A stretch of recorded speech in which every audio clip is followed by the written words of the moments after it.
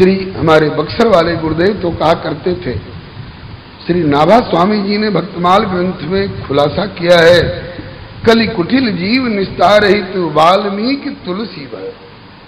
वाल्मीकि जी ही श्री तुलसीदास जी के रूप में अवतरित हुए हैं। क्या गरज थी, क्यों उन्हें अवतरित होना पड़ा? वाल्मीकि रामायण क्या है? रामस्य चरितम महत् नहीं, नाम रामायण जरूर है, लेकिन कृष्णम रामायणम काव्यम सीतायाश्चरितम महत्। इसमें सीता का महान चरित्र है, सीता के चरित्र की महानता का इसमें निरूपण है। तो उस वाल्मीकि रामायण में बहुत कुछ वर्णन किया था। अब कमी क्या थी, क्यों उन्हें श्री तुलसीदास जी के रूप में दोबारा आना पड़ा?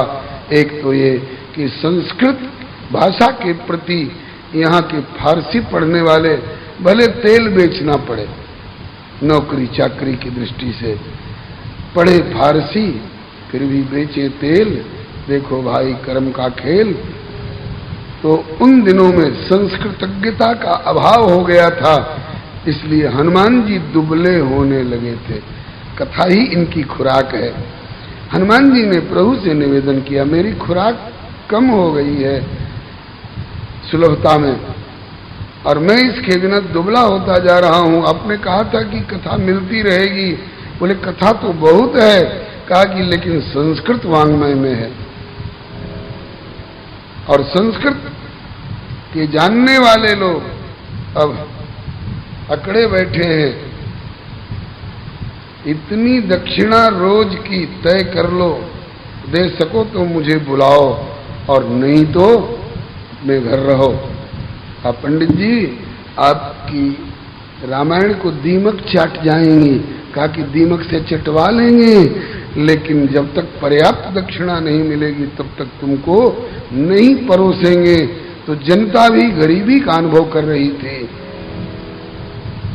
अब हनुमान जी दुबले होते जा रहे थे, हनुमान जी की ये खुराक है, तो प्रभु से अर्जी पेश की, नाथ मुझे मेरी खुराक का प्रबंध करिए। कहा कि वाल्मीकि को भेज रहा हूं। अब तुलसीदास बन करके लोक सुलभ भाषा में रसहीन गिरा थी सिर धुनती, सरस्वती भी हाय हाय कर रही थी। क्यों? कोई किसी कवि लोग कभी किसी बादशाह का गुणगान करने में लगे हैं, कभी किसी बेगम का बखान करने में लगे हैं, तो सरस्वती को पश्चाताप होता है। मैं इसके आवाहन पर, इसकी कलम पर, इसकी बुद्धि में, इसकी जिह्वा पर, इसके कंठ में मैं आकर प्रवेश कर तो गई इस आशा से कि ये भगवत गुणगान करेगा, लेकिन ये अभागा तो बादशाहों और बेगमों का यश गा रहा है। मैं बेकार दौड़ करके ब्रह्मलोक से लौट के आई।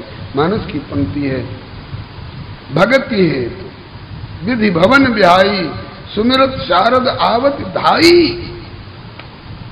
रामचरित सर बिनु अनुवाए, सो श्रम जाई न कोटि उपाय, किन्ने प्राकृत जन गुण गाना, सिर धुन गिरा लगत पछताना। हनुमान जी को खुराक के भाव में पछताना पड़ रहा था, और सरस्वती को भगवत गुणगान के बजाय प्राकृत जन गुणगान में लगे हुए कवियों के नाम पर सिर पीटना और छाती पीटना पड़ रहा था। इसी बीच में प्रभु ने डिप्यूट किया श्री गोस्वामी तुलसीदास जी को, आप सर्व सुलभ लोक भाषा में समस्त वेदों का, पुराणों का सारतम भाग परोसो, जिससे कि घरे रहे पंडित लोग अपनी अपनी पुस्तकों को चटवाते रहे अपनी अलमारी में दीमकों से। लेकिन अब जब लोक भाषा में आप मानस दे दोगे तो गली गली में, मोहल्ले मोहल्ले में, घर घर में, कमरे कमरे में मंगल भवन मंगल भवन प्रभु सदशरथ हरिर बिहारी।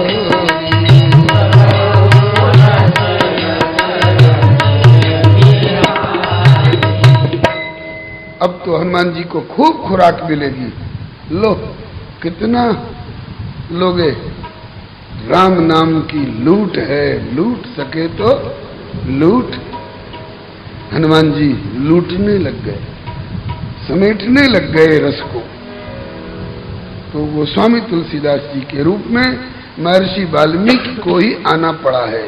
उनके अवतरण का एक औचित्य तो जन समुदाय तक श्री रामचरित पहुंचाना, और दूसरी बात हनुमान जी को खुराक देना, और तीसरा भाव हमारे गुरुदेव कहा करते थे, लंका के निशाचरों का और निशाचरियों का इतना विस्तृत वर्णन किया है गोस्वामी जी ने कि पढ़ते पढ़ते मन घबरा जाता है। नहीं कहूंगा क्योंकि अभी हम पुष्प वाटिका में बोले लंका के निशाचरों और निशाचरियों का दुराचार और उनकी अनीतियों का इतना खुल्लम खुल्ला और इतना विस्तृत वर्णन किया।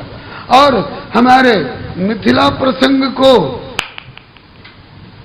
वाल्मीकि रामायण में आपने एक पन्ना भी खर्च नहीं किया, कतिपय श्लोकों में वर्णन करके भाग गए। क्यों? कहा कि ये सबके सामने रखने की वस्तु थी, थोड़े इसको सार्वजनिक बनाना मुझे पसंद नहीं आया। ठीक, गोपनीयता इसकी आवश्यक थी।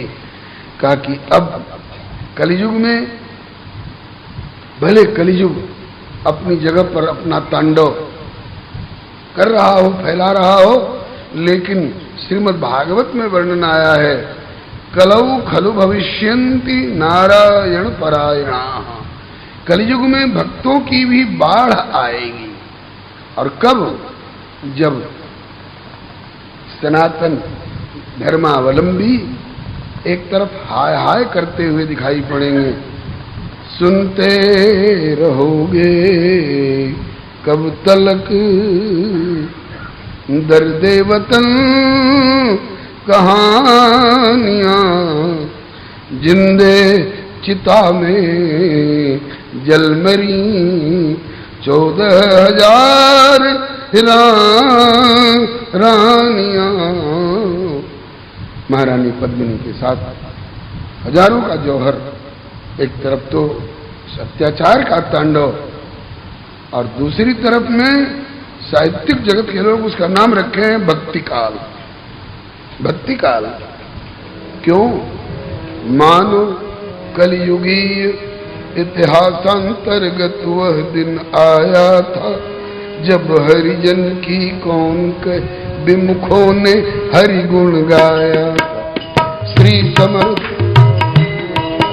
श्री रामानंद कबीर सूर तुलसी का आविर्भाव हुआ।